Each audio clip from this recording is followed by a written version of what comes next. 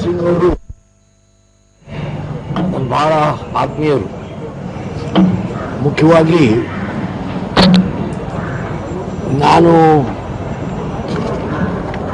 Janata party ಇದ್ದಾಗೂ ಸಹ ಅವರು ಮತ್ತು ನಮ್ಮ ಸಂಬಂಧ ಬಹಳ ಪ್ರೀತಿಯ ವಿಶ್ವಾಸದ ಸಂಬಂಧ.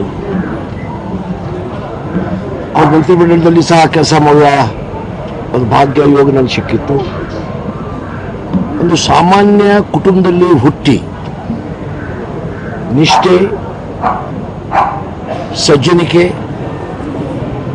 ಈಗಾಗಲೇ HK ಅವರು ಹೇಳಿದಾಗೆ ಎಲ್ಲರೂ ಜನರು ಪ್ರೀತಿ ಕೊಟ್ಟು ವಿಶ್ವಾಸ ತಗೊಂಡು ಏನೋ ಕೆಲಸ ಮಾಡ್ತಿದ್ರು ಮತ್ತು ಅವ್ರ ಬುದ್ಧಿಮತ್ತೆ. ಇದರಿಂದ ಅವ್ರಿಗೆ ರಾಜ್ಯದ ಮುಖ್ಯಮಂತ್ರಿ ಆಗಲಿಕ್ಕೆ ಸಾಧ್ಯ ಆಯಿತು.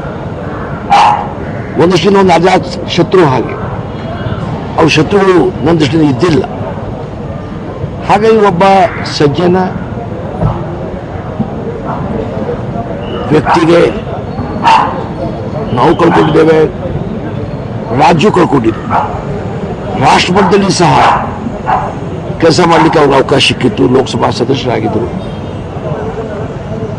ಮತ್ತು ಮುಖ್ಯವಾಗಿ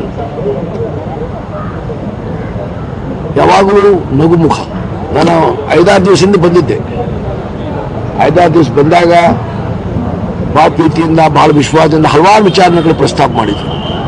ಪಕ್ಷದ ಭವಿಷ್ಯ ಬಗ್ಗೆನೂ, ನಮ್ಮ ಕಾಂಗ್ರೆಸ್ ಪಕ್ಷದ ಭವಿಷ್ಯ ಬಗ್ಗೆನೂ ಬಹಳಷ್ಟು ವಿಚಾರ ಪ್ರಸ್ತಾಪ ಮಾಡಿದರು. ಯಾವ ಪ್ರಕಾರ ನಾವು ಹೋಗಬೇಕು, ಯಾವ ಪ್ರಕಾರ ನಾವು ಜನರ ವಿಶ್ವಾಸ ಸಂಪಾದನೆ ಮಾಡಬೇಕು, ಅದು ಸಹ ನನ್ನ ಪ್ರಸ್ತಾಪ ಮಾಡಿದ್ರು. ಹಾಗಾಗಿ ಇವತ್ತು ಭಾಳ ಒಬ್ಬ ಸಜ್ಜನ ಒಳ್ಳೆಯ ವ್ಯಕ್ತಿಗೆ ಕನ್ನಡ ಮಾತೇ ಕಳ್ಕೊಂಡು, ಇದು ನಮ್ಮ ಕರ್ನಾಟಕಕ್ಕೂ ಭಾಳ ದೊಡ್ಡ ಹಾನಿ, ಆದರೆ ನಮ್ಮ ಕಾಂಗ್ರೆಸ್ ಪಕ್ಷಕ್ಕೂ ಸಹ ಭಾಳ ದೊಡ್ಡ ಹಾನಿ ಅಂತ ನಾನು ಭಾವಿಸ್ತಾ ಇದ್ದೇನೆ.